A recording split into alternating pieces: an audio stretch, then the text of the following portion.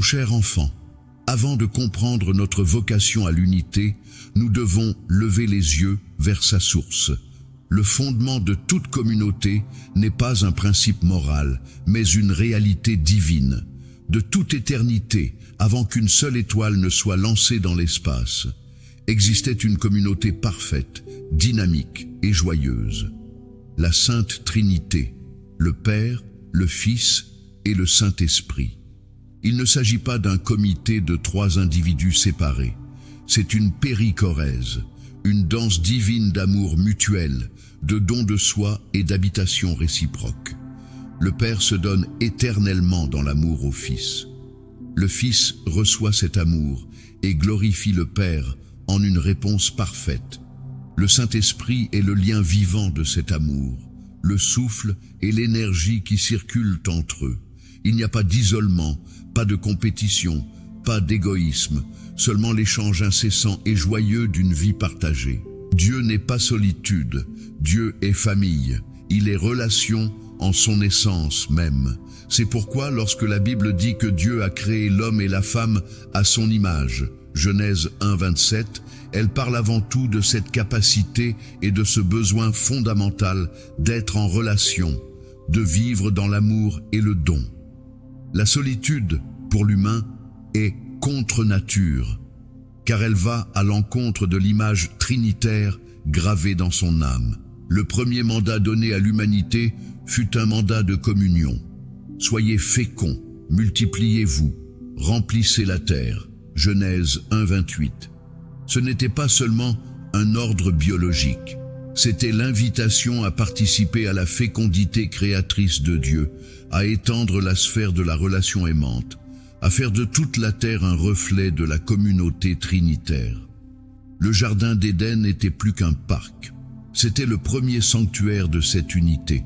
L'homme uni à Dieu dans une marche confiante, l'homme et la femme unis dans une nudité sans honte, une parfaite transparence, et l'humanité unie à la création dans une gestion harmonieuse. Le péché, dès lors, est avant tout une rupture de l'unité. Ce n'est pas simplement la désobéissance à une règle, c'est le choix de l'autosuffisance, de la méfiance, de la séparation.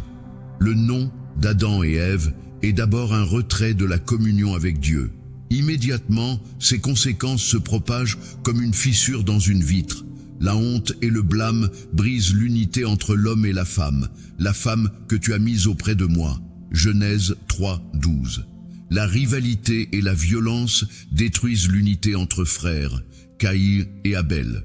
Et finalement, l'humanité entière se disperse dans l'incompréhension et la division de Babel. Ainsi, l'histoire du salut que nous allons parcourir dans les parties suivantes n'est pas seulement l'histoire du pardon des péchés individuels. C'est l'histoire d'un Dieu architecte qui travaille à rebâtir la maison commune de l'humanité, pierre après pierre, alliance après alliance, jusqu'au moment où il viendra lui-même habiter parmi nous pour sceller cette unité de son propre sang. Avant de passer à l'appel d'Abraham et à la formation d'un peuple, arrêtons-nous ici. Médite sur cette vérité bouleversante. Ton désir le plus profond d'aimer et d'être aimé, d'appartenir, de ne pas être seul, ce désir n'est pas un faible besoin humain, c'est le sceau de Dieu en toi. C'est l'appel de ton être à participer à la vie même de la Trinité. Dans notre prochaine conversation, nous verrons comment Dieu, face à la tour de Babel de notre orgueil, commence par appeler un homme, une famille, pour en faire le germe d'une nouvelle humanité unie. Mais pour aujourd'hui, laisse cette vérité t'habiter. Tu es fait pour la communion. Ta solitude, tes divisions, tes murs intérieurs sont des blessures contre ta nature la plus profonde. Et Dieu, qui est communion, est déjà à l'œuvre pour les guérir. Dans la paix de la communion trinitaire, mon cher enfant, nous avons contemplé le rêve de Dieu, une humanité unie, reflet de son amour trinitaire. Mais regarde autour de toi aujourd'hui. Notre monde ressemble bien plus à Babel qu'au jardin d'Éden. Les langues se divisent, les cœurs s'éloignent, les murs s'élèvent. Où est donc ce Dieu de l'unité? Que fait-il face à cette fracture qui semble définitive? Il fait une chose totalement inattendue, folle aux yeux du monde. Il appelle un seul homme, un seul, dans l'immensité d'une humanité perdue. Un retraité de 75 ans, nommé Abraham, vivant dans la cité polythéiste de Ur. Et dans cet appel murmuré à une seule âme, Dieu plante le germe secret de la guérison du monde. Un mot du cœur avant de plonger. Cher lecteur, amis en chemin, cette histoire d'appel solitaire et de promesses collectives nous rejoint tous. Nous vivons dans un monde de liens brisés, de solitude numérique, de tribus qui s'affrontent. Ce récit ancien parle à notre soif la plus actuelle. Appartenir à une histoire plus grande que soi, à une famille qui ne se brise pas. Si ces mots touchent une corde sensible en vous, cette nostalgie d'une vraie communauté, ce désir d'unité, ne restez pas seul avec cela. Partagez cette réflexion avec une personne à qui elle pourrait aussi parler. Parfois, le simple fait de se dire « moi aussi, je cherche cela », crée le début d'un lien. Et si vous voulez marcher avec nous jusqu'au bout de ce parcours pour voir comment Dieu, à partir de cet appel à un seul, bâtit une famille universelle, laissez-moi vous accompagner. Abonnez-vous ou suivez cette conversation, parce que les plus beaux chemins se font en compagnie et que la promesse est pour tous ceux qui, comme Abraham, osent se mettre en route. Le contraste, Babel et l'appel. Rappelle-toi Babel, Genèse 11. L'humanité unie dans un projet colossal. Faisons-nous un nom. Une unité fondée sur l'orgueil, la peur de la dispersion, la volonté de se rendre célèbre. Dieu descend pour voir cette tour, et il constate le danger. Une humanité unie contre lui, par la force et l'uniformité, devient une force de destruction sans limite. Il les disperse, confond leurs langues. Puis, quelques chapitres plus tard, Dieu appelle, non plus une foule, mais un homme, non plus un projet de gloire humaine, mais une promesse divine. L'unité ne se construira plus par la force depuis le bas, mais par la réponse à une grâce venant d'en haut. Quitte ton pays, ta parenté et la maison de ton père, et va vers le pays que je te montrerai. Je ferai de toi une grande nation, je te bénirai, je rendrai ton nom grand. Tu seras une bénédiction, et en toi seront bénies toutes les familles de la terre. Genèse 12, 1, 3. Regarde la dynamique, mon enfant. Dieu brise pour guérir. À Babel, il brise une unité fausse, l'orgueil collectif, pour éviter un mal plus grand. Avec Abraham, il brise ses attaches naturelles, pays, famille, sécurité, mais pour lui offrir une unité infiniment plus vaste et vraie, être la source de bénédiction pour toutes les familles de la terre. 2. La solitude du croyant et la promesse de la communauté.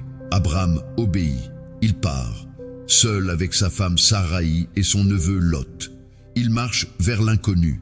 C'est souvent ainsi que commence le chemin vers l'unité véritable, par un détachement courageux.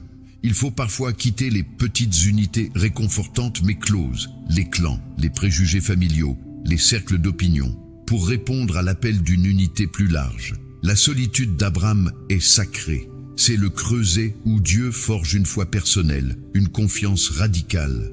Mais remarque bien, Dieu ne le laisse pas seul pour en faire un ermite. La promesse est communautaire. Je ferai de toi une grande nation. Le but n'est pas la sainteté solitaire, mais la fécondité relationnelle. Et la bénédiction suprême? En toi seront bénies toutes les familles de la terre. Le projet est planétaire, universel. En germe dans cet homme seul, il y a déjà l'Évangile. Par la postérité d'Abraham, qui est le Christ, Galates 3, 16, toutes les barrières ethniques, sociales et nationales seront un jour abolies. 3. L'alliance, le pacte qui crée la famille. Dieu ne se contente pas d'une promesse verbale, il scelle une alliance avec Abraham. Genèse 15. C'est un acte solennel, juridique et sacré dans le monde antique. En passant entre les animaux partagés, Dieu seul symbolisé par le four fumant et le flambeau, assume tout le poids de l'engagement. Il dit à Abraham, « Sache que tes descendants seront étrangers dans un pays qui ne sera pas à eux.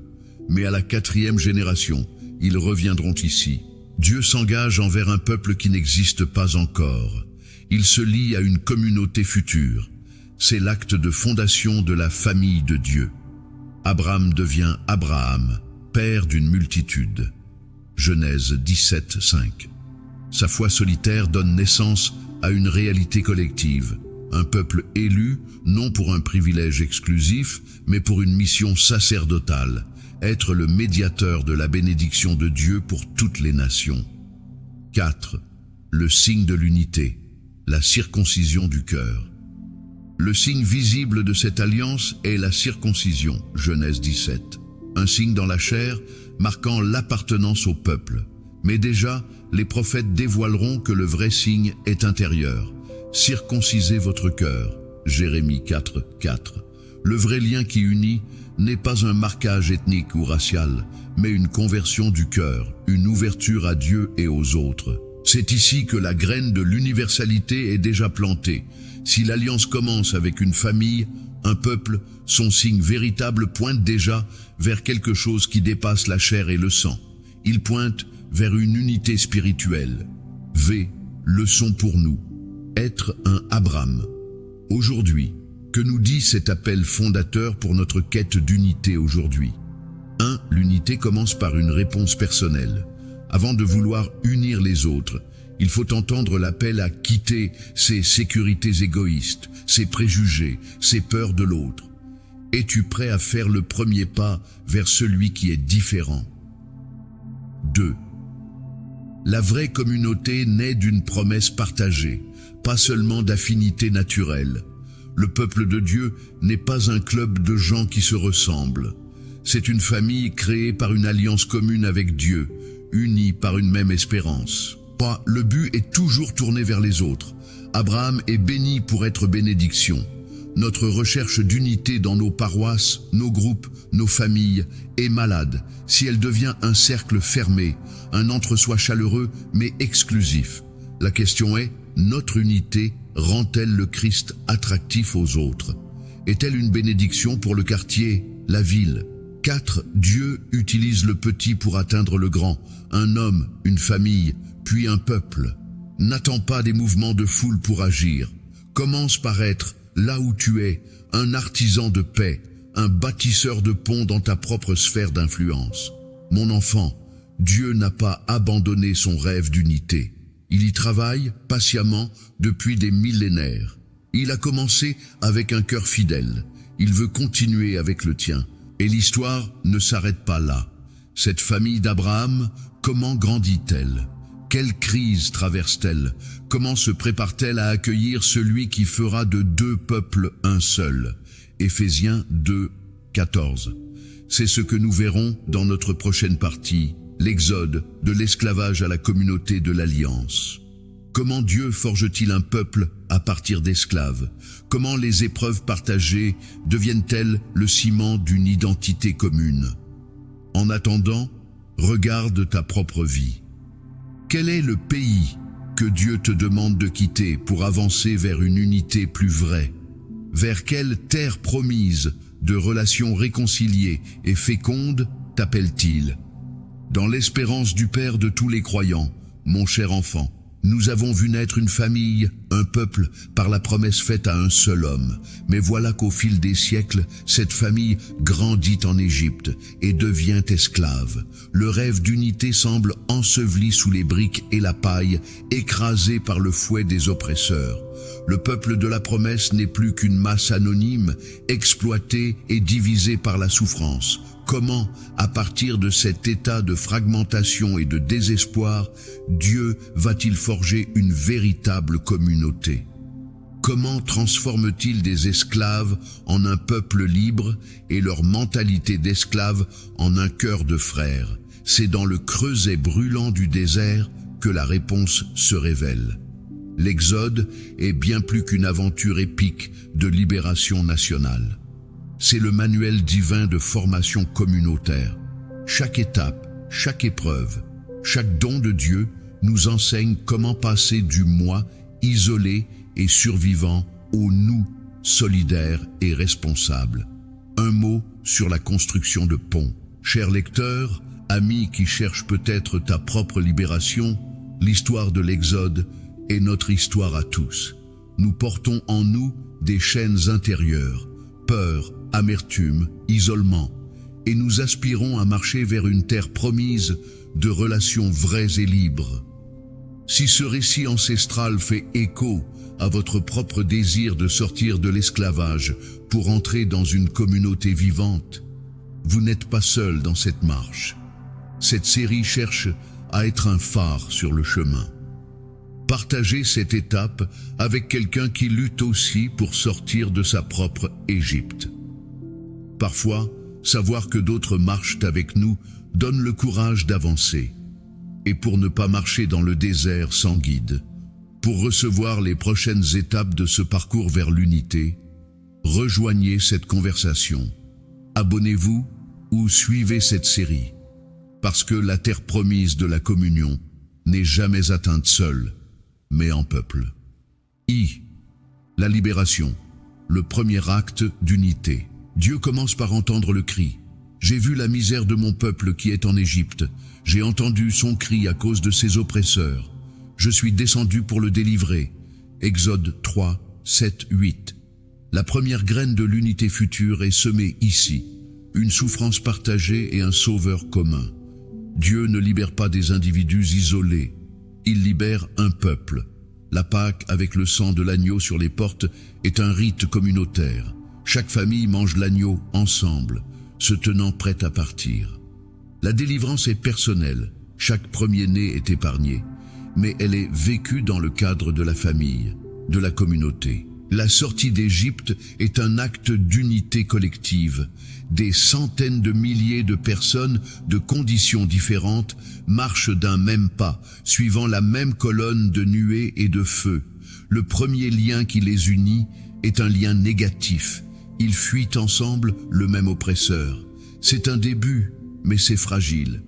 Une communauté fondée seulement sur une opposition commune contre un ennemi, contre une injustice, risque de se disloquer une fois le danger passé ou de trouver un autre ennemi à haïr ensemble. Dieu le sait. La vraie construction commence dans le désert. 2. Le désert, l'école de la dépendance mutuelle. Le désert est le lieu du dépouillement et de la révélation.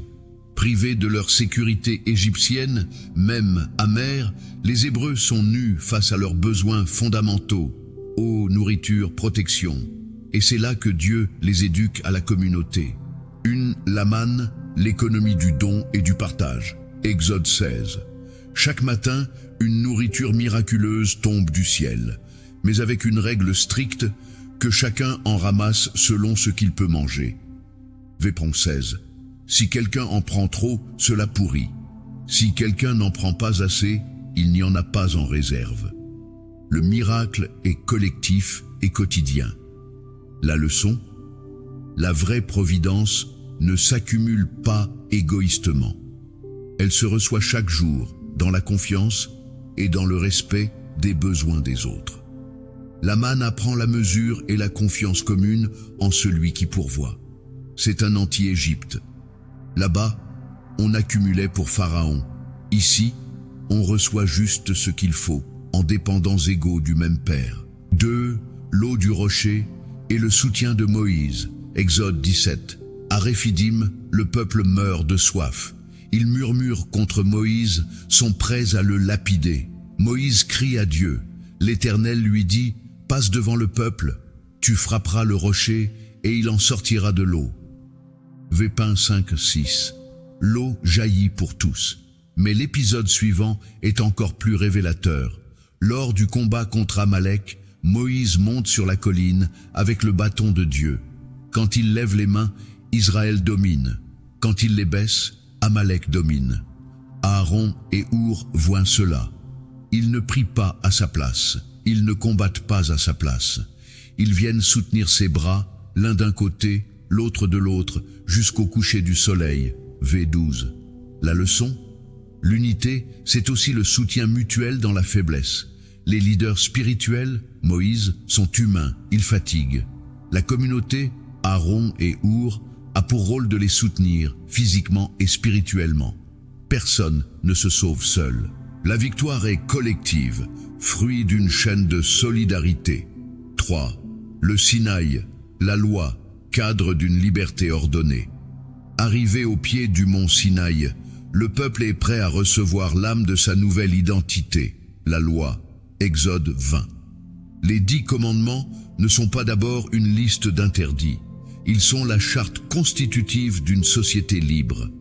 Les premiers commandements, aimer Dieu, fondent l'unité verticale, un peuple uni par une même adoration, une même référence absolue.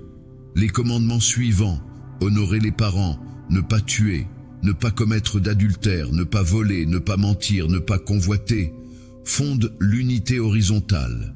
Ils protègent les liens fondamentaux de la vie sociale, famille, vie, mariage, propriété, parole, désir. La loi crée un espace de confiance mutuelle. Je peux vivre en paix avec mon voisin parce que je sais qu'il respecte les mêmes règles fondamentales que moi, données par une autorité qui nous dépasse tous. La communauté ne repose plus sur la peur du fouet, Égypte, mais sur l'adhésion commune à une loi de vie et de justice. L'alliance est scellée dans le sang, Exode 24. Moïse asperge le peuple en disant « Voici le sang de l'alliance que l'Éternel a conclue avec vous. » Ce sang les lie à Dieu et les lie entre eux. Ils deviennent littéralement un peuple de la même alliance, du même sang versé. 4. La tente de la rencontre, Dieu au centre de la communauté. Dieu ne leur donne pas seulement une loi abstraite, il leur donne un lieu pour sa présence, la tente de la rencontre ou tabernacle. Le plan est minutieux et il est significatif. La tente est placée au centre du camp, nombre 2. Les 12 tribus campent autour dans un ordre précis. L'image est puissante. L'unité du peuple n'est pas un cercle fermé sur lui-même.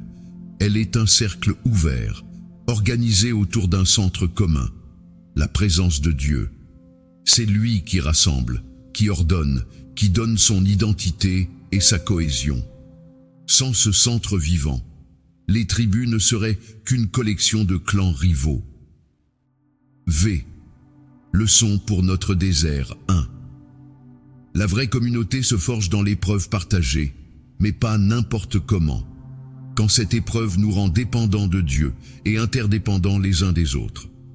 2. L'unité nécessite des règles claires et partagées, une loi commune qui protège la dignité de chacun et crée un cadre de confiance.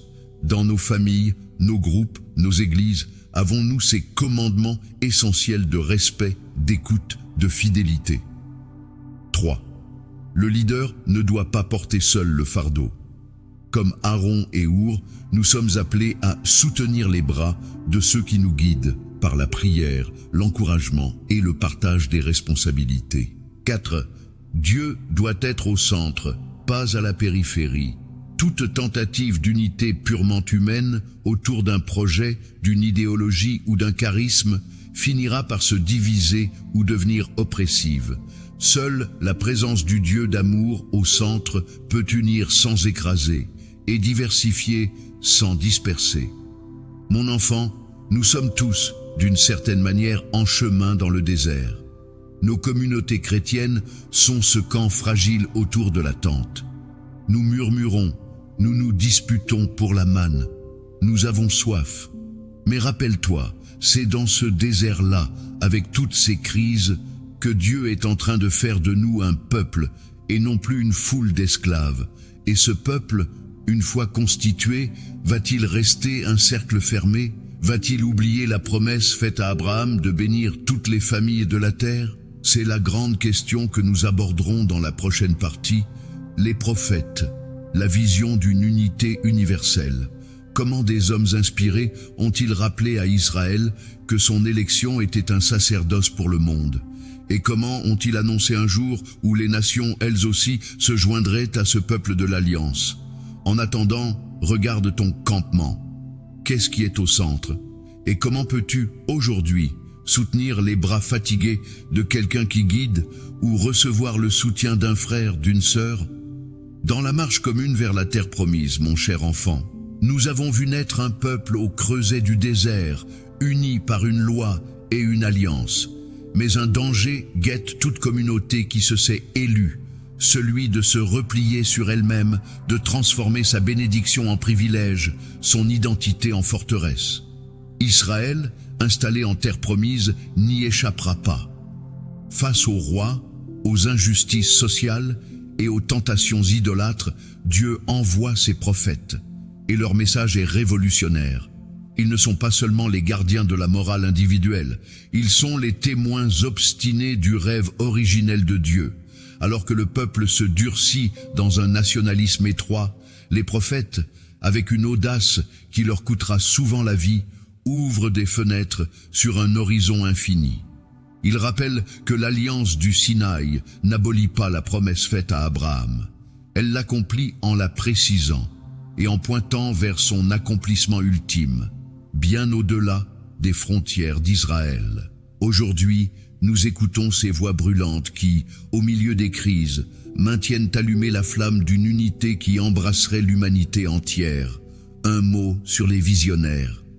Chers lecteurs, amis qui rêvaient peut-être d'un monde plus uni, en ces temps de repli identitaire et de conflit, les prophètes nous parlent avec une force prodigieuse.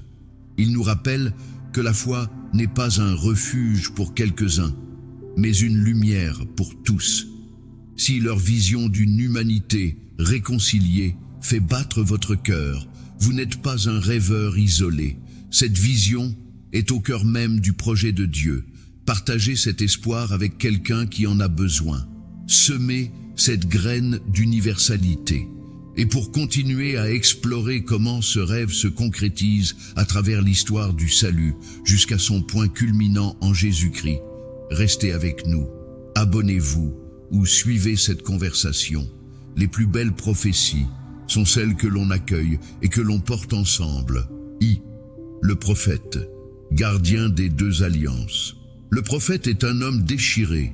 Il est enraciné dans l'alliance du Sinaï qu'il rappelle avec une véhémence souvent blessante. Écoute, Israël. Mais il est aussi tourné vers l'alliance avec Abraham, dont il voit l'horizon universel se profiler.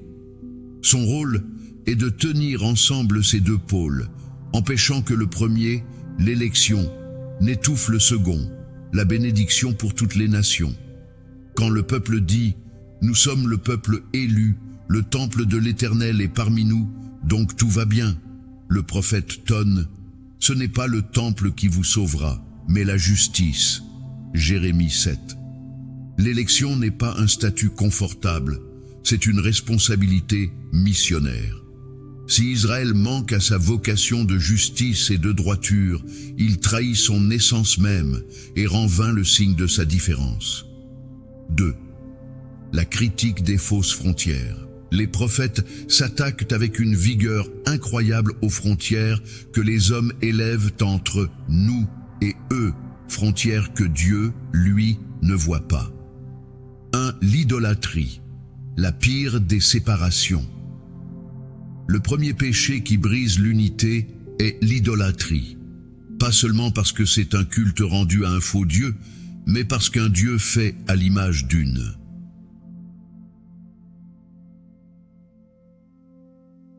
Tribu, d'un clan, d'un intérêt national devient forcément exclusif.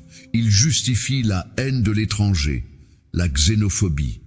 Le Dieu d'Israël, au contraire, est le créateur de tous les hommes.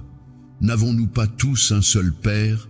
Un seul Dieu ne nous a-t-il pas créés? Pourquoi donc sommes-nous infidèles l'un envers l'autre? Malachie 2,10. L'idolâtrie divise, le vrai Dieu rassemble. 2. L'injustice sociale, la fracture à l'intérieur. Les prophètes, Amos, Osée, Isaïe, Michée, dénoncent sans relâche l'exploitation des pauvres par les riches. Pourquoi? Parce qu'une communauté où les forts écrasent les faibles n'est plus une communauté, c'est un système d'oppression. on ne peut pas invoquer l'unité avec Dieu tout en brisant l'unité avec son frère par l'injustice. Le Seigneur a fait connaître ses voies à Moïse. Il fait droit à l'opprimé. Il a révélé sa parole à Jacob. Il n'agit pas envers nous selon nos péchés. Psaume 103, 7, 10. La justice sociale n'est pas un supplément d'âme. Elle est la condition de la vraie communauté. 3. Les grandes visions universelles. C'est au cœur même de ces critiques sévères que jaillissent les visions les plus lumineuses d'unité. Elles sont comme des éclairs dans la nuit de l'histoire. 1. Le reste d'Israël et l'appel des nations, Isaïe. Le prophète Isaïe annonce un jugement qui réduira Israël à un reste fidèle. Mais ce reste n'est pas un club fermé. Au contraire, de ce petit noyau purifié, la lumière se répandra sur le monde. La vision la plus célèbre est celle de la montagne de la maison de l'Éternel. Il adviendra dans la suite des temps que la montagne de la maison de l'Éternel sera établie au sommet des montagnes. Alors toutes les nations y afflueront. Des peuples nombreux viendront et diront « Venez, montons à la montagne de l'Éternel. Il sera le juge des nations, l'arbitre de peuples nombreux. De leurs épées, ils forgeront des socs, et de leurs lances, des serpes. On ne lèvera plus l'épée nation contre nation. On n'apprendra plus la guerre. » Isaïe 2, 4. Ici, l'universalisme atteint son sommet. Jérusalem n'est plus la capitale d'un petit royaume, mais le centre spirituel du monde, où les nations viennent non pour être conquises, mais pour apprendre la paix et la justice de Dieu. La loi, Torah, de Sion, devient un bien universel. 2. Le serviteur souffrant, qui porte les péchés de tous, Isaïe 53. Encore plus bouleversant est la figure du serviteur. Ce personnage mystérieux, maltraité, meurtri par Dieu, humilié, accomplit une œuvre qui dépasse Israël. Mais lui, il portait les péchés de beaucoup et il intercédait pour les coupables. Vépron 12. Sa souffrance rédemptrice a une portée universelle. En lui, la barrière ultime, celle du péché qui sépare tous les hommes de Dieu et les uns des autres, est franchissable. 3. L'alliance nouvelle et le cœur de chair, Jérémie et Ézéchiel. Face à l'échec répété du peuple à observer l'alliance écrite sur la pierre, Jérémie et Ézéchiel annoncent une alliance nouvelle et intérieure. Je mettrai ma loi au-dedans d'eux, je l'écrirai sur leur cœur. Ils auront tous connaissance de moi, depuis le plus petit jusqu'au plus grand. Jérémie 31, 33, 34. Je vous donnerai un cœur nouveau, et je mettrai en vous un esprit nouveau. Je mettrai mon esprit en vous. Ézéchiel 36, 26, 27. Cette nouvelle alliance ne sera pas limitée à un peuple par la naissance charnelle. Elle sera offerte à quiconque recevra ce cœur nouveau par l'Esprit de Dieu. La circoncision ne sera plus dans la chair, mais dans le cœur. Deutéronome 36. La porte est ouverte à toute l'humanité. 4. Des signes concrets d'ouverture. Cette vision n'est pas que théorique. Elle perce dans des récits concrets. Jonas est envoyé à Ninive, capitale de l'ennemi assyrien, pour lui annoncer le jugement. Et Dieu lui fait grâce quand elle se repent. Dieu aime ses ennemis. Ruth, la Moabite, étrangère, devient l'arrière-grand-mère du roi David, ancêtre du Messie. Le sang étranger coule dans la lignée royale. Le second Isaïe, Isaïe 40-55, s'adresse aux exilés et leur dit que le serviteur sera une lumière pour les nations, pour que mon salut parvienne jusqu'aux extrémités de la terre. Isaïe 49-6. V. Leçon pour nos frontières. 1. La foi authentique ouvre, elle ne ferme pas. Si notre pratique religieuse nous rend méfiants, supérieurs ou hostiles envers ceux qui sont dehors, nous trahissons l'esprit des prophètes. 2. L'unité passe par la justice. Nous ne pouvons pas prêcher l'amour de Dieu tout en tolérant des systèmes qui écrasent les pauvres, les migrants, les exclus. La réconciliation avec Dieu est inséparable de la réconciliation avec le frère. 3. L'espérance est cosmique. Notre vision ne doit pas se limiter à notre paroisse, notre dénomination, notre pays. Elle doit embrasser toutes les familles de la terre.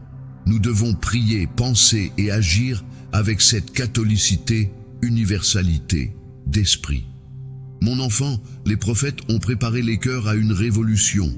L'idée que le Messie à venir ne serait pas un roi nationaliste vengeur, mais un serviteur souffrant qui rassemblerait dans sa personne les enfants de Dieu dispersés. Jean 11, 52.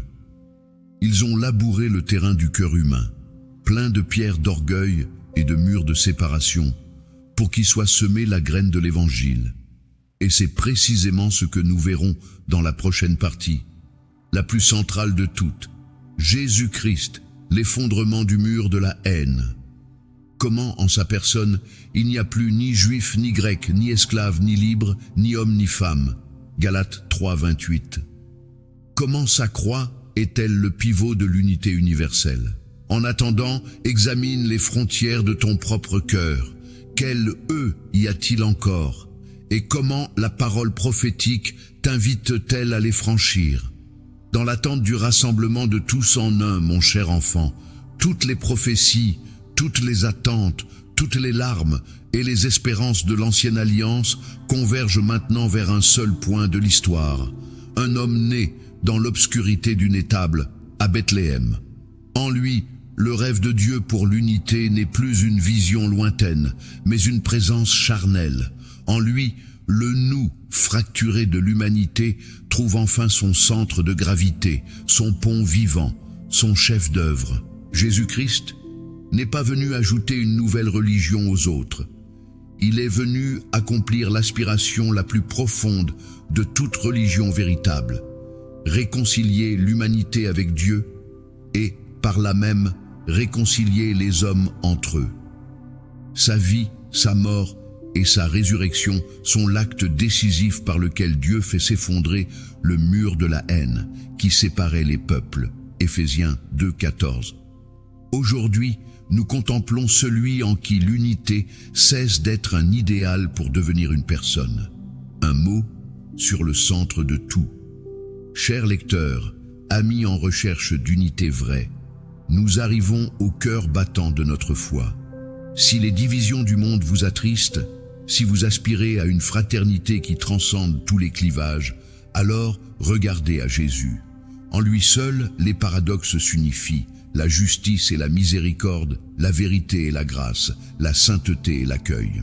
Si ce message de réconciliation fondamentale vous touche, ne le gardez pas pour vous. Partagez cette bonne nouvelle avec quelqu'un qui se sent peut-être exclu, loin de Dieu ou des autres. Le Christ est venu pour eux aussi. Et pour comprendre toute la portée de cette révolution et comment elle se vit concrètement dans l'Église, continuez ce chemin avec nous. Abonnez-vous ou suivez cette série. Parce que la découverte du Christ n'est pas une fin, mais le début d'une vie nouvelle, ensemble. L'incarnation. Dieu entre dans la famille humaine. Le premier acte d'unité est stupéfiant.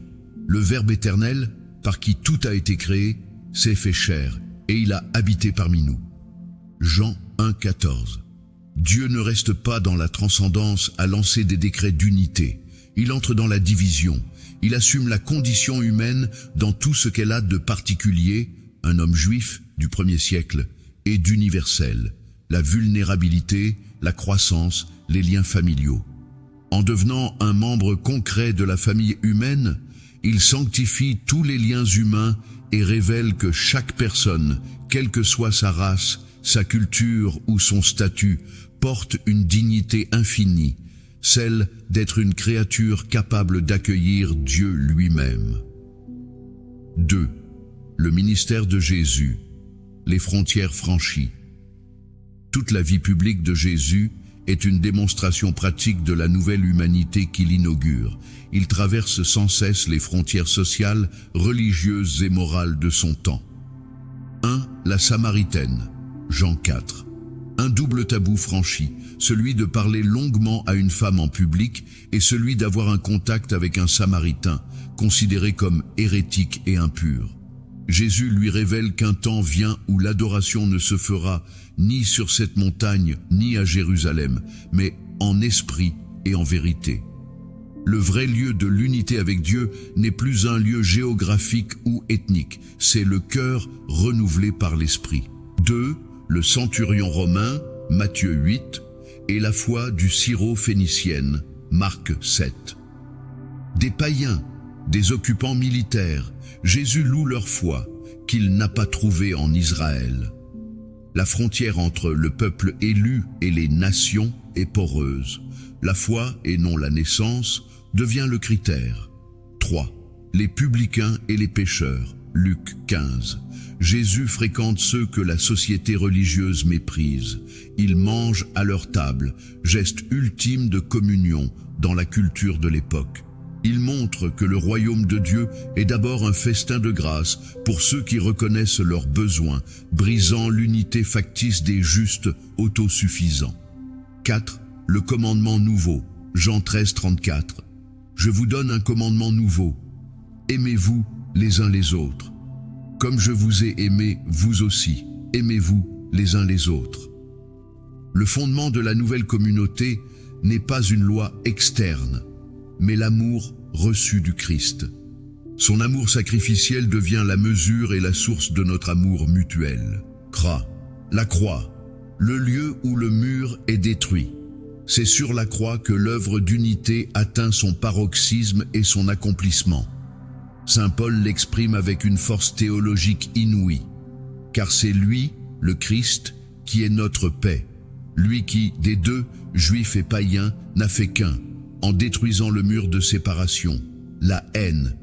Il a voulu ainsi, en sa personne, tuer la haine et réconcilier avec Dieu les uns et les autres en un seul corps, par la croix. Éphésiens 2, 14-16. La croix est le grand nivellement. Au pied de la croix, toutes les distinctions qui nous élèvent ou nous abaissent aux yeux du monde, race, richesse, éducation, piété, sont réduites à néant. Tous sont également des pécheurs ayant besoin de grâce, et tous sont également les objets d'un amour infini. En mourant pour tous, le Christ a fait de l'humanité entière sa famille. Le sang qu'il verse n'est pas celui d'un clan, mais celui de l'agneau de Dieu qui ôte le péché du monde. Jean 1, 29. Le péché, racine de toutes les divisions, est pardonné et vaincu. L'accès au Père est ouvert à quiconque vient par lui. 4. La résurrection, la naissance d'un corps nouveau. Si la croix détruit le mur, la résurrection donne naissance à la nouvelle humanité unifiée. Le Christ ressuscité n'est plus seulement Jésus de Nazareth, il est la tête d'un corps dont nous sommes les membres. Cette image de Paul, 1 Corinthiens 12, Romains 12, Éphésiens 4, est géniale. Dans un corps, la diversité, mains, pieds, œil, n'est pas une menace pour l'unité. Elle en est la condition. L'unité n'est pas l'uniformité. Mais cette diversité ne fonctionne que si chaque membre est connecté à la même tête et animé par le même esprit. Le Christ ressuscité, en envoyant l'Esprit Saint à la Pentecôte, baptise les croyants en un seul corps. 1 Corinthiens 12, 13. La Pentecôte, acte 2, est l'acte de naissance publique de cette nouvelle communauté. Des gens de toutes les nations entendent dans leur propre langue les merveilles de Dieu. L'Esprit fait le contraire de Babel. Il ne confond pas les langues pour diviser. Il permet à chaque cœur de comprendre l'amour de Dieu dans sa singularité, créant ainsi une unité dans la diversité.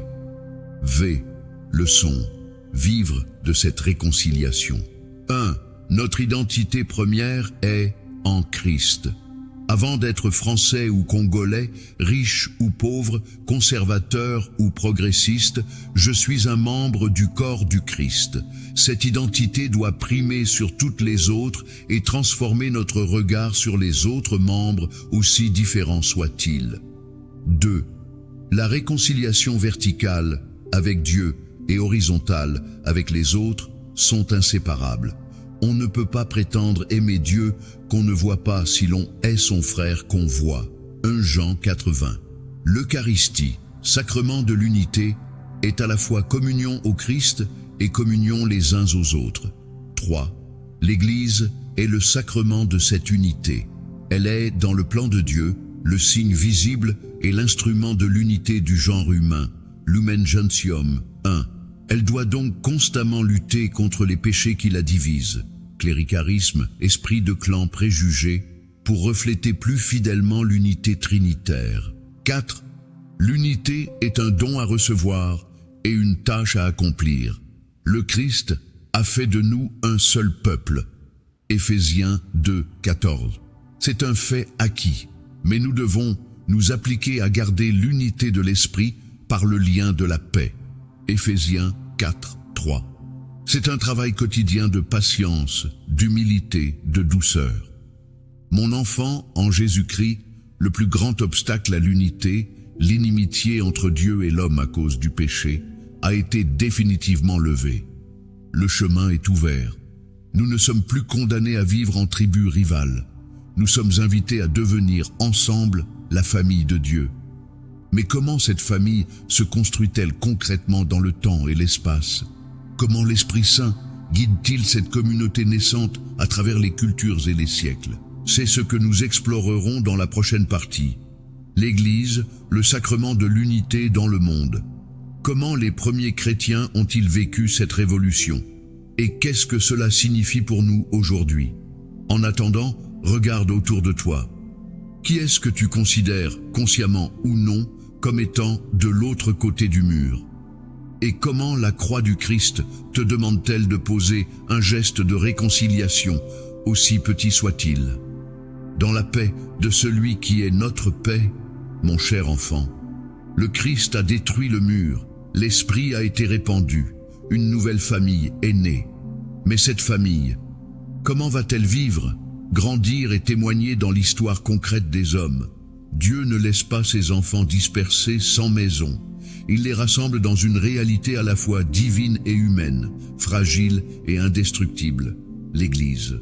L'Église n'est pas une organisation humaine née de la volonté de quelques disciples. Elle est, dans le dessein de Dieu, le sacrement de l'unité du genre humain. Concile Vatican II, Lumen Gentium 1. Un sacrement, un signe visible et efficace de la grâce invisible. Elle est donc à la fois le signe de l'unité déjà accomplie en Christ et l'instrument pour y faire adhérer tous les peuples. Aujourd'hui, nous entrons dans le mystère de cette communauté où l'unité déjà donnée est sans cesse à construire dans la patience et l'amour. Un mot sur la maison commune. Chers lecteurs, amis qui cherchaient peut-être une vraie communauté, l'Église, avec ses lumières et ses ombres, est appelée à être le laboratoire de la fraternité universelle.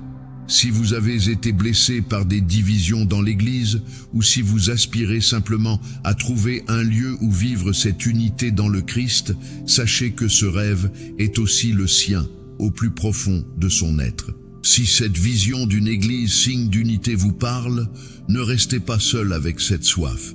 Partagez cette réflexion. Et pour voir comment cette vocation se vit face aux défis modernes de la division, continuez à marcher avec nous. Abonnez-vous ou suivez cette conversation. La construction de la maison commune demande tous les artisans. La première communauté, un cœur et une âme. Regardons le modèle fondateur à Jérusalem, après la Pentecôte, acte 2, 42, 47, 4, 32, 35. Le texte nous décrit 4 piliers de l'unité ecclésiale. 1. L'enseignement des apôtres, la parole, une unité de foi. Ils écoutent ensemble la même annonce du Christ mort et ressuscité. L'unité n'est pas un sentiment vague, elle s'enracine dans une vérité reçue et confessée en commun. 2. La communion fraternelle, la koinonia, une unité de vie. Ce mot grec est dense. Il signifie participation, partage, solidarité profonde. Elle se concrétise de façon frappante. Tous ceux qui croyaient étaient ensemble et avaient tout en commun. Nul ne disait que ses biens lui appartenaient en propre. Le partage des biens est le signe visible d'un partage bien plus profond, celui de l'Esprit Saint. 3. La fraction du pain, l'Eucharistie, une unité de culte. Ils rompent le pain, célébrant la présence du Christ ressuscité qui les rassemble en un seul corps. L'Eucharistie est la source et le sommet de la vie de l'Église. On ne peut être uni au Christ sans être uni à ceux avec qui on partage son corps. 4. Les prières. Une unité de prière. Ils élèvent ensemble leur cœur vers le Père, au nom de Jésus, dans l'Esprit. La prière commune, surtout la liturgie, exprime et renforce leur identité de peuple sacerdotal. La multitude de ceux qui avaient cru n'était qu'un cœur et qu'une âme. Acte 4, 32. C'est l'idéal, mais cet idéal va immédiatement être mis à l'épreuve. 2. Les crises fondatrices, l'unité à l'épreuve du réel. L'unité de l'Église n'est pas un état idyllique. Elle est constamment travaillée par des tensions qui, bien gérées, la purifient et la font grandir. 1. La tension intégrité. Ouverture. Le Concile de Jérusalem. Acte 15. La première crise majeure. Les païens qui deviennent croyants doivent-ils se faire circoncire et observer toute la loi de Moïse? En d'autres termes, l'unité doit-elle passer par l'uniformité culturelle et religieuse, devenir juif? Après un débat intense, l'Esprit Saint conduit les apôtres et les anciens à une décision révolutionnaire. Non, les païens sont accueillis tels qu'ils sont, libérés du joug de la loi cérémonielle. On ne leur impose que quelques règles de base pour faciliter la vie commune avec les frères juifs. Leçon. L'unité dans la diversité est possible. L'essentiel est la foi au Christ et la communion de l'Esprit, pas l'uniformité des coutumes. 2. La tension charité-vérité, l'affaire d'Antioche. Galates 2, 11, 14. Paul raconte un conflit frontal avec Pierre. À Antioche, Pierre mangeait librement avec les chrétiens d'origine païenne. Mais quand arrive une délégation de Jérusalem plus conservatrice, par peur du « qu'en dira-t-on », Pierre se retire et cesse de partager les repas avec les non-juifs. Paul le reprend publiquement pour son hypocrisie et sa trahison de la vérité de l'Évangile. Leçon. L'unité ne peut se faire au prix de la vérité de l'Évangile, l'égalité en Christ. Parfois, il faut un conflit franc et charitable pour préserver l'unité authentique contre une unité de façade qui exclut. 3. La tension. Locale, universelle. Le rôle de Paul, l'apôtre des nations, est l'architecte pratique de l'unité universelle. Il fonde des églises locales autonomes avec leurs anciens, mais il les relie toutes parts. Sa personne, ses voyages, ses lettres. La collecte pour Jérusalem, Romains 15, 1 Corinthiens 16, geste concret de communion matérielle et symbolique entre églises de païens et églises mères juives. La confession d'une même foi transmise à tous. 3. L'image du corps, une unité organique et différenciée. Pour exprimer cette réalité complexe, Paul trouve l'image parfaite, le corps du Christ, 1 Corinthiens 12, Romains 12, Éphésiens 4. Un seul corps, une seule tête, le Christ. L'unité est organique, vitale, non bureaucratique. Une diversité de membres et de fonctions. Si le corps tout entier était œil, où serait l'ouïe? 1 Co 12, 17. L'unité a besoin de la diversité des charismes, services, des ministères, chargés officiels et des dons de l'esprit. L'interdépendance. L'œil ne peut pas dire à la main « je n'ai pas besoin de toi ». Au contraire, les membres du corps qui semblent les plus faibles sont nécessaires. 1 Co 12, 21, 22. Le fort a besoin du faible, l'intellectuel du manuel, le jeune de l'ancien. Le lien de la charité. Je vais vous montrer une voie bien supérieure. 1 Co 12, 31. Après le chapitre sur le corps, vient le célèbre hymne à l'amour. 1 Co 13. Sans la charité, les plus beaux charismes ne sont que cuivre qui résonne. L'amour est le lien de la perfection. Colossiens 3, 14, qui fait tenir ensemble les différences. 4. Les sacrements, source et signe de l'unité. L'Église vie de sacrement qui la construisent comme peuple unifié. 1. Le baptême. Nous avons tous été baptisés dans un seul esprit pour former un seul corps. 1 Co 12, 13. Le baptême est la porte d'entrée dans la communion ecclésiale. Il efface la division fondamentale, le péché originel, et nous greffe sur le Christ. 2. L'Eucharistie. Puisqu'il y a un seul pain, nous qui sommes nombreux, nous formons un seul corps, car nous avons tous part à ce pain unique. 1 Co 10, 17. L'Eucharistie est le sacrement par excellence de l'unité. Elle réalise ce qu'elle signifie. En nous unissant au Christ, elle nous unit les uns aux autres. Partager la même table du Seigneur est le signe le plus fort de notre communion. 3. L'ordre. Le ministère des évêques, des prêtres et des diacres, en communion avec le successeur de Pierre, le pape, est un service d'unité. Il garantit la fidélité à l'enseignement des apôtres et maintient la communion entre toutes les églises locales dispersées dans le monde. V. Leçon pour nous aujourd'hui. Une église à la fois une, sainte, catholique et apostolique. 1. L'unité est un don à préserver. Elle nous est donnée dans les sacrements et la profession de foi commune. Nous devons la garder. Éphésiens 4:3. En évitant les querelles inutiles, les commérages, l'esprit de parti. 2. L'unité n'est pas l'uniformité. Nous devons apprendre à célébrer la diversité des spiritualités, des rites, catholiques orientaux et latins, des charismes, ordres religieux, mouvements, comme une richesse du corps. 3. L'unité exige la conversion du cœur. L'œcuménisme, la recherche de l'unité avec les autres chrétiens, et le dialogue interreligieux commence par la prière, la purification de la mémoire et la volonté de comprendre l'autre sans le juger. 4. L'Église est missionnaire par essence. Son unité n'est pas pour elle-même. Elle doit être sacramentum mundi, un sacrement pour le monde, un signe crédible qui attire tous les peuples vers le Christ, source d'unité. Mon enfant, l'Église est à la fois sainte, car le Christ la sanctifie, et pécheresse, car elle est faite d'hommes pécheurs. Parfois, ces divisions et ces scandales obscurcissent terriblement son visage de sacrement d'unité. Mais sa mission demeure. Elle est le champ où Dieu fait pousser, côte à côte, le bon grain et l'ivraie en attendant la moisson finale. Et cette moisson finale, à quoi ressemble-t-elle ? Comment le rêve de Dieu d'une humanité parfaitement unie s'accomplira-t-il à la fin des temps ? C'est la vision d'espérance que nous contemplerons dans la prochaine partie. La Jérusalem céleste, l'unité consommée dans la gloire, que nous révèlent les derniers chapitres de l'Apocalypse sur la communion des saints et le festin des noces de l'agneau.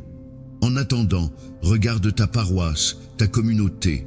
Comment peux-tu y être aujourd'hui même, un artisan de paix, un bâtisseur de ponts, un serviteur de l'unité dans la charité? Dans la communion de l'Église une, sainte, catholique et apostolique, mon cher enfant, nous avons marché à travers les âges, depuis le rêve trinitaire jusqu'aux réalités souvent imparfaites de l'Église d'aujourd'hui. Nous avons vu l'unité promise, prophétisée, incarnée et luttée pour. Mais notre cœur, blessé par les divisions présentes, peut encore douter. Ce rêve n'est-il qu'une belle utopie? Cette famille spirituelle ne restera-t-elle qu'un idéal lointain? Dieu, dans sa miséricorde, ne nous laisse pas sans réponse. Il nous offre une vision, un avant-goût de la fin de l'histoire, pour nous donner le courage de persévérer. Cette vision, c'est celle de la Jérusalem céleste, décrite dans les derniers chapitres bouleversants de l'Apocalypse, chapitres 21 et 22. Ce n'est pas une image de fuite, mais d'accomplissement. C'est la révélation de ce vers quoi tout tend, l'unité parfaite et définitive de toute la création, rachetée avec son Dieu. Aujourd'hui, nous levons les yeux vers cette cité qui descend du ciel pour y puiser une espérance indestructible. Un mot sur la cité de l'espérance.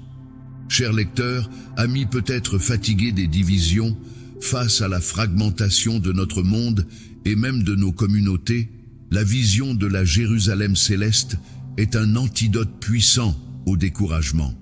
Elle nous rappelle que notre labeur pour l'unité n'est pas vain, car il participe déjà à la construction de cette cité éternelle. Si cette promesse d'une communion parfaite fait vibrer votre cœur, portez-la comme une lumière. Partagez cette espérance avec quelqu'un qui en a besoin. Et pour terminer ce parcours avec une synthèse qui nous redonne des ailes pour aujourd'hui, restez avec nous jusqu'à la fin. Abonnez-vous ou suivez cette série. La dernière étape sera notre viatique pour le chemin. Une ville qui descend. L'unité est un don de Dieu. Le premier détail est capital. Je vis descendre du ciel, d'auprès de Dieu, la ville sainte, la Jérusalem nouvelle. Apocalypse 21, 2. La cité de l'unité parfaite n'est pas une construction humaine. Nous ne la bâtissons pas de nos mains, à force d'efforts, de dialogue ou de traités. Elle est un don. Elle descend de Dieu. C'est lui qui, en définitive, réalise l'unité. Tout notre travail ici-bas, œcuménique, social, communautaire, est une coopération à cette œuvre divine, une préparation des cœurs à accueillir ce don. Cela nous libère de l'angoisse de tout réussir par nous-mêmes. 2. Les murs et les portes. Une unité à la fois ferme et ouverte. La ville a une grande et haute muraille, 21-12. Dans la Bible, les murs d'une ville ne sont pas d'abord pour enfermer, mais pour protéger, délimiter un espace de paix, de justice et de communion, la shalom. Le mur de la Jérusalem céleste délimite l'espace de la communion parfaite avec Dieu, d'où est exclu tout ce qui brise la communion. Rien de souillé n'y entrera, 21-27. Mais ce mur a 12 portes, toujours ouvertes, 21-25. Et sur ces portes sont inscrits les noms des 12 tribus d'Israël, 21-12. L'entrée se fait par les portes de l'ancienne alliance, accomplie. L'unité n'abolit pas l'histoire du salut, elle l'assume et la porte à sa plénitude. Plus significatif encore, les nations marcheront à sa lumière, et les rois de la terre y apporteront leur gloire. 21.24. Les portes sont ouvertes aux nations, à tous les peuples. La diversité des cultures, la gloire des nations n'est pas effacée. Elle est offerte et transfigurée. Elle entre dans la cité pour enrichir la louange universelle. C'est l'aboutissement de la promesse à Abraham. 3. Les fondements, l'unité dans la diversité des saints. La muraille a 12 fondements, et sur eux les 12 noms des 12 apôtres de l'agneau. 21-14. L'unité de la cité est fondée sur le témoignage des apôtres, la nouvelle alliance en Christ. C'est l'Église, construite sur ce fondement. Et les fondements sont ornés de pierres précieuses de toutes sortes. 21-19. Chaque pierre est unique, de couleurs et d'éclats différents. L'unité de la cité est une mosaïque de sainteté personnelle et unique. Chaque saint, avec son charisme propre, sa culture, son histoire de conversion, contribue à la beauté de l'ensemble. Thérèse de Lisieux, François d'Assisi, Mère Teresa, le martyr anonyme, le catéchiste de village, tous sont des pierres précieuses dans les fondements. 4. Au centre, Dieu et l'agneau, source de lumière et de vie. Au cœur de la cité, il n'y a pas de temple, 21-22. Pourquoi ? Parce que Dieu lui-même et l'agneau sont son temple. La médiation est dépassée, c'est la communion directe, face à face. Voici la demeure de Dieu avec les hommes. Il demeurera avec eux, et ils seront ses peuples, et lui sera le Dieu qui est avec eux. 21-3. L'unité ultime est l'union à Dieu. Et cette présence est lumière et vie. Lumière. La ville n'a besoin ni du soleil ni de la lune pour l'éclairer, car la gloire de Dieu l'illumine, et l'agneau est son flambeau. 21-23. Plus d'ombre, de malentendus, de secrets, tout est transparence dans la lumière de l'amour. Vie. Au milieu de la place coule un fleuve d'eau vive, brillant comme du cristal, qui jaillissait du trône de Dieu et de l'agneau. 22:1. De part et d'autre du fleuve, l'arbre de vie, qui donne son fruit chaque mois. 22:2. C'est la vie éternelle, en abondance, partagée par tous. Plus de soif, plus de faim, plus de mort. 21:4. V. Le festin des noces de l'agneau. Cette unité est vécue comme une fête, un banquet de noces. Heureux les invités au festin de noces de l'agneau. 19:9. L'image est puissante. L'Église est l'épouse, le Christ l'époux. L'unité parfaite est une union d'amour joyeuse, intime, féconde. Toute la création est invitée à ces noces. C'est la communion des saints dans sa plénitude. Non pas une collection d'individus sauvés, mais une symphonie de relations parfaites, chacun parfaitement uni à Dieu, et donc parfaitement uni à tous les autres dans une compréhension, une estime et un amour mutuels infinis. Plus de jalousie, de compétition, de souvenirs des blessures passées. Tout est guéri, transfiguré dans la lumière du Christ. Zis, leçon pour aujourd'hui, vivre en citoyen de cette cité. Notre espérance est cosmique. Elle n'est pas seulement individuelle, mon ciel, mais communautaire et même cosmique. Nous sommes sauvés en tant que peuple, et avec nous toute la création. Romains 8:21. Cela donne une dignité immense à nos efforts pour construire la fraternité et soigner la terre. 2. La diversité est éternelle. Notre identité culturelle, nos dons personnels, notre histoire unique ne seront pas effacés, mais purifiés, glorifiés et mis au service de la louange commune. Nous pouvons aimer notre culture sans en faire une idole, car nous savons qu'elle trouvera sa place dans la cité. 3.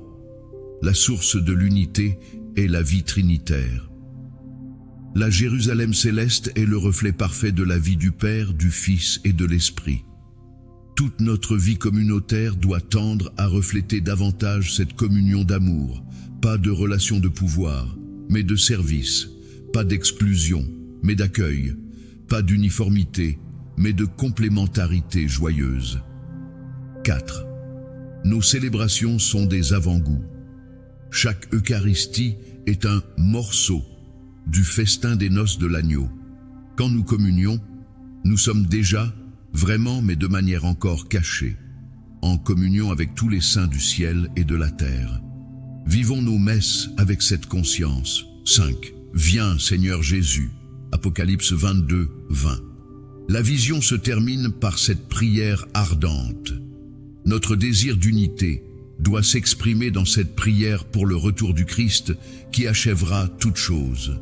Cela donne une urgence et une paix à la fois à notre travail pour l'unité. Nous le faisons dans l'attente active de celui qui viendra la consommer. Mon enfant, quand tu es découragé par les divisions dans ta famille, ton église, ton pays, souviens-toi de cette vision. Elle est plus réelle que toutes les fractures que tu vois. Elle est la fin promise de l'histoire. Tout ce que tu fais dans la charité pour construire un pont, pardonner, servir, est une pierre vivante ajoutée, dès maintenant, à cette Jérusalem qui descend d'auprès de Dieu. Nous voici au terme de notre parcours théologique, mais avant de nous quitter, il nous reste une dernière étape, pratique et personnelle, la synthèse finale. Dans notre 8e et dernière partie, nous ferons le point sur tout ce chemin. Nous répondrons à la question « Et maintenant, que faire ?» Comment vivre concrètement, jour après jour, comme un artisan de l'unité de la famille de Dieu, à la lumière de tout ce que nous avons contemplé. En attendant, laisse ton cœur habiter cette vision. Tu es déjà citoyen de cette cité. Vis en conséquence. Dans l'espérance joyeuse des noces éternelles, mon cher enfant, nous voici arrivés au terme de notre long et beau voyage. Depuis le rêve d'unité dans le cœur de la Trinité jusqu'à la vision glorieuse de la Jérusalem céleste, nous avons contemplé le grand dessein d'amour de Dieu, rassemblé dans le Christ toute la famille humaine dispersée. Mais à présent, la contemplation doit déboucher sur l'action. La vision reçue doit devenir une mission confiée. Après avoir reçu cette lumière, la question devient pressante, personnelle. Et moi, aujourd'hui, dans ma vie concrète, que puis-je faire? Comment puis-je être, à ma place, un artisan de cette unité si chère au cœur de Dieu? Cette dernière partie n'est pas une conclusion théorique, mais un viatique, un guide pratique pour le pèlerin. Car tu n'es pas appelé à être un spectateur du rêve de Dieu, mais un coopérateur de sa grâce. Un mot pour les artisans. Chers lecteurs, amis qui avaient tenu jusqu'ici, ce parcours n'a de sens que s'il débouche sur une conversion du cœur et une transformation de la vie. Si ces réflexions vous ont touché, il est temps de les faire passer du domaine de l'idée à celui de l'amour en acte. Vous n'êtes pas seul à vouloir bâtir des ponts dans un monde de murs. Cette vocation est celle de tout disciple. Partagez cette feuille de route avec d'autres qui cherchent aussi comment servir la communion. Et si cette série vous a aidé, suivez ou abonnez-vous pour d'autres ressources qui pourraient vous soutenir dans cette mission exigeante et joyeuse. Le fondement indispensable, la vie trinitaire en soi. On ne donne que ce que l'on a. On ne peut pas construire l'unité autour de soi si l'on est soi-même un champ de bataille intérieur. La première mission de l'artisan d'unité est d'accueillir l'unité en lui-même. Cela commence par cultiver sa relation personnelle avec chacune des personnes de la Trinité, avec le Père, vivre dans la confiance filiale, savoir que tu es un fils, une fille aimée, infiniment. Cela guérit la peur et le besoin de te justifier en rabaissant les autres.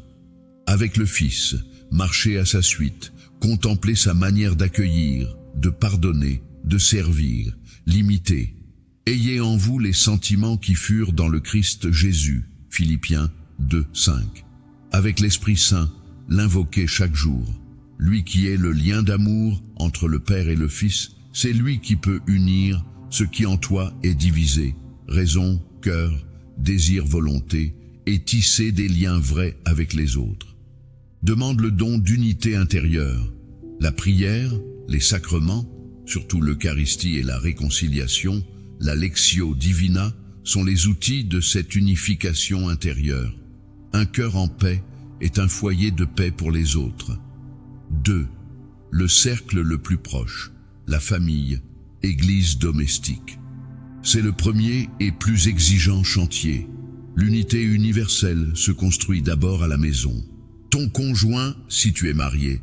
Faire de ton mariage un reflet de l'alliance entre le Christ et l'Église. Éphésiens 5.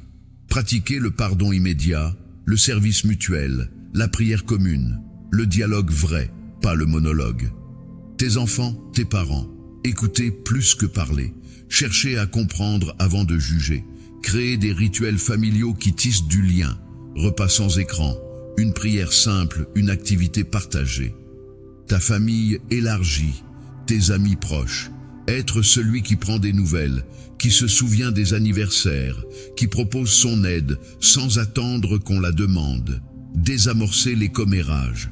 Si on critique un absent, avoir le courage de dire doucement « Et si on priait pour lui, elle, à la place ?»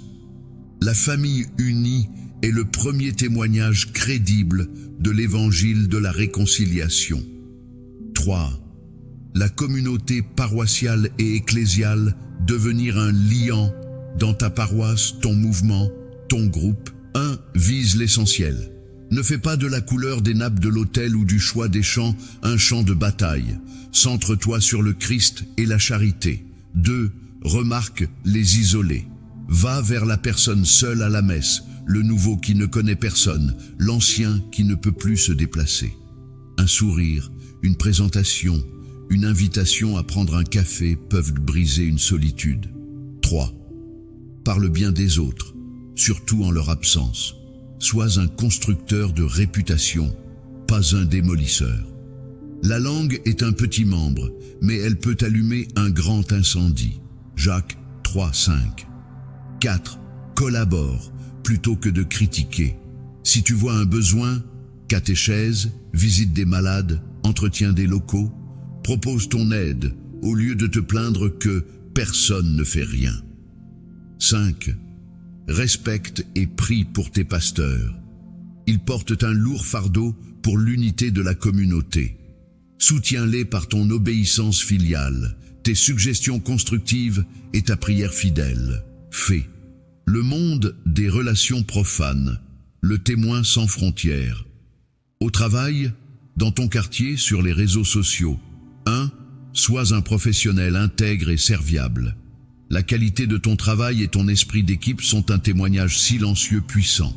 2. Refuse les clans et les commérages toxiques. Sois celui qui ramène la conversation à des sujets constructifs ou qui défend gentiment l'absent injustement critiqué. 3. Ose une parole de paix ou de pardon. Je suis désolé, pardonne-moi, je te souhaite une bonne journée, peuvent désamorcer bien des conflits. 4.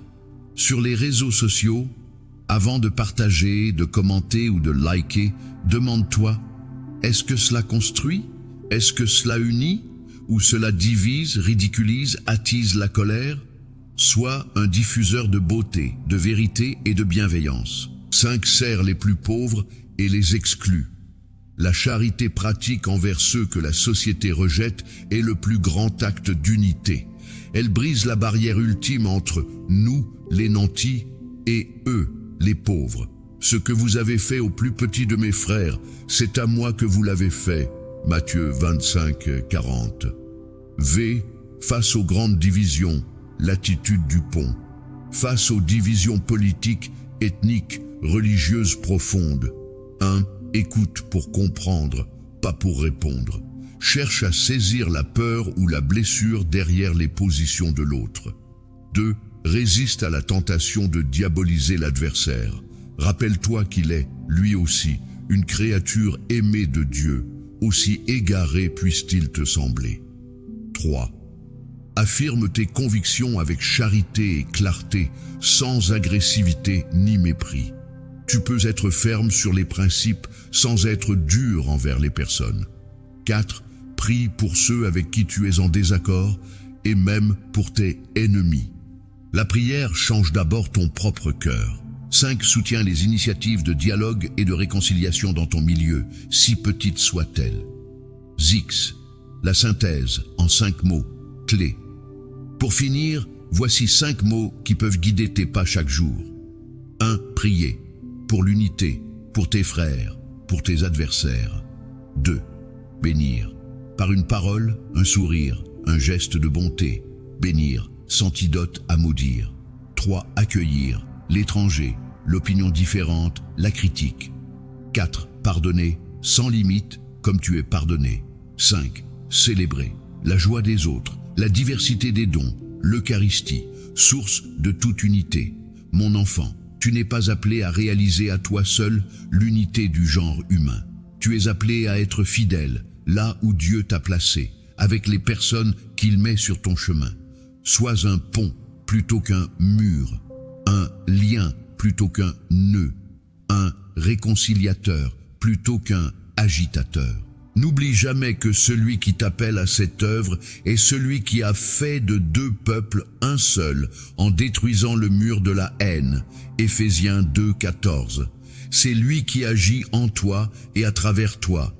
Fais ta petite part avec amour et confie-lui le résultat. Le voyage que nous avons fait ensemble s'achève ici.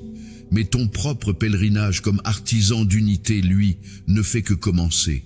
Que l'Esprit Saint, lien d'amour, te guide, te fortifie et te rende joyeux dans cette belle et sainte mission. Va en paix pour être dans le monde un levain de communion et un témoin de la famille de Dieu. Avec toute ma prière fraternelle, fin de la série Unité et communauté, le désir de Dieu pour une famille spirituelle. PS. Merci d'avoir marché si loin. Si cette série vous a été utile, vous pouvez revenir sur les parties qui vous ont le plus parlé. Et surtout, partagez cet esprit de communion autour de vous. La grâce se multiplie quand elle est donnée.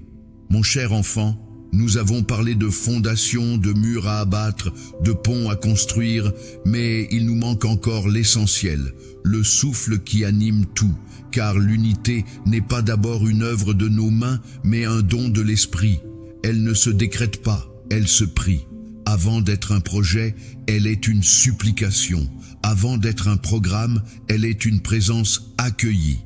La prière est le cœur battant de l'unité. C'est le lieu secret où nos divisions intérieures sont guéries et où notre désir de communion avec les autres est purifié et fortifié. Sans elle, nos efforts ne sont que du bruit et de l'agitation. Aujourd'hui, nous entrons dans le sanctuaire de la prière pour l'unité. Un mot pour les cœurs qui prient. Chers lecteurs, amis qui savez peut-être le poids de la division, si vous avez soif d'unité mais ne savez par où commencer, commencez ici. La prière est la porte la plus humble et la plus puissante. Elle ne demande aucun diplôme, seulement un cœur ouvert. Si cette conversation sur l'unité vous a touché, ne la gardez pas pour vous. Partagez cette invitation à prier. Et pour continuer à recevoir des ressources pour nourrir votre vie spirituelle et votre désir de communion, rejoignez-nous en vous abonnant. Le chemin de l'unité est un chemin de prière partagée. La prière de Jésus, le testament d'unité. Toute réflexion sur la prière pour l'unité doit commencer par la prière même de Jésus. Au soir de sa vie, dans l'angoisse de Gethsémani et l'intimité de la scène, il prie pour nous. Et sa prière est claire comme le cristal. Je ne prie pas seulement pour eux, mais aussi pour ceux qui, grâce à leurs paroles, croiront en moi. Que tous soient un, comme toi, Père, tu es en moi, et comme je suis en toi. Qu'ils soient un en nous, afin que le monde croie que tu m'as envoyé. Jean 17, 20, 21. Cette prière est le testament spirituel du Christ. Regarde sa structure. 1. Le modèle. Comme toi, Père, tu es en moi, et comme je suis en toi.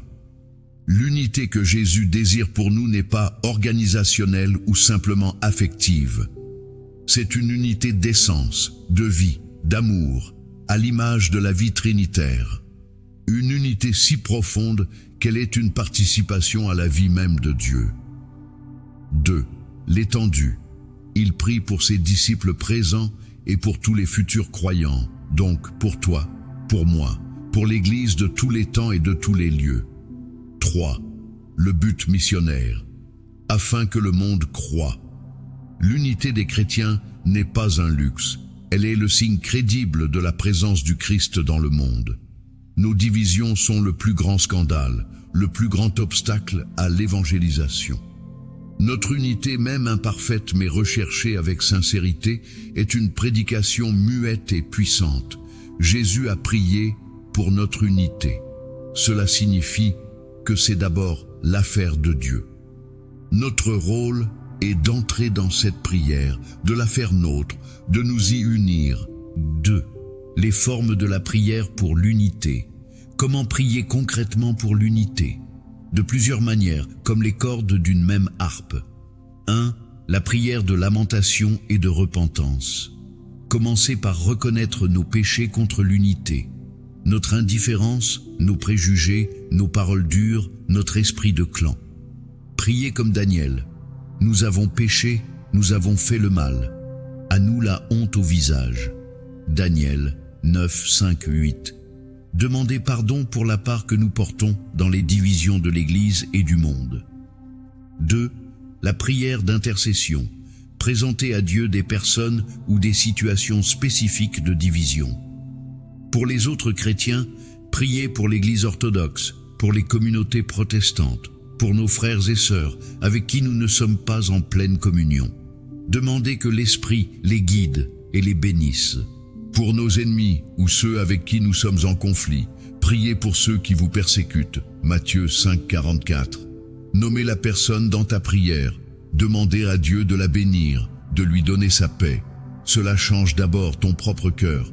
Pour les responsables, priez pour le pape, les évêques, les pasteurs de toute confession, les leaders politiques, pour qu'ils soient des artisans de paix. 3. La prière de désir et d'abandon. exprimer à Dieu ton ardent désir d'unité, comme une soif. Comme une biche soupire après l'eau des ruisseaux, ainsi mon âme soupire après toi, ô Dieu. Psaume 42, 2. Puis abandonner ce désir entre ses mains, lui faire confiance pour les chemins et le temps. Que ton règne vienne, que ta volonté soit faite. 4. La prière eucharistique. L'Eucharistie est la prière pour l'unité par excellence. À chaque messe, nous prions. Veille, Seigneur, à ce que, participant au corps et au sang du Christ, nous soyons rassemblés par l'Esprit Saint en un seul corps. En communiant, nous recevons le sacrement même de l'unité. Faire de chaque communion un oui, renouvelé à la prière de Jésus. Que tous soient un. 3. L'Esprit Saint, le nous de la prière. Nous ne savons pas prier comme il faut, reconnaît saint Paul, Romains 8, 26. Mais l'Esprit lui-même intercède pour nous en des gémissements inexprimables. C'est capital. Quand nous prions pour l'unité, c'est d'abord l'Esprit Saint qui prie en nous. Il est le nous de la Trinité, le lien d'amour. En lui, notre prière fragile est unie à la prière éternelle du Fils au Père. Nous ne sommes pas seuls dans notre désir, nous sommes portés par le souffle même de Dieu, qui désire l'unité infiniment plus que nous. Invoquer l'Esprit Saint est donc la clé. Viens, Esprit Saint, remplis les cœurs de tes fidèles et allume en eux le feu de ton amour. Toi qui rassembles ce qui est tes parts, fais de nous un seul cœur et une seule âme. 4. Un petit guide pratique. Pour intégrer cette prière dans ta vie, chaque matin, offre ta journée pour l'unité. Une simple invocation. Esprit Saint, fais de moi un artisan de paix aujourd'hui. Chaque fois que tu passes devant une église d'une autre confession chrétienne, dis une courte prière pour cette communauté. Seigneur, bénis mes frères et sœurs qui te prient ici. Quand tu sens la colère ou le jugement monter contre quelqu'un, en famille, au travail, en politique, arrête-toi intérieurement et dis « Jésus, bénis », nom de la personne. Pendant la semaine de prière pour l'unité des chrétiens, 18-25 janvier, et tout au long de l'année, utilise les textes œcuméniques préparés pour cela. Forme un petit groupe de prière pour l'unité, même à 2 ou 3. Là où 2 ou 3 sont réunis en mon nom, je suis au milieu d'eux. Matthieu 18, 20. V, le fruit de cette prière, un cœur transformé. La prière pour l'unité ne change pas toujours la situation extérieure immédiatement, mais elle nous change, nous, inévitablement. Elle nous rend plus humbles. Nous comprenons que l'unité est un don, pas notre réussite. Plus patient.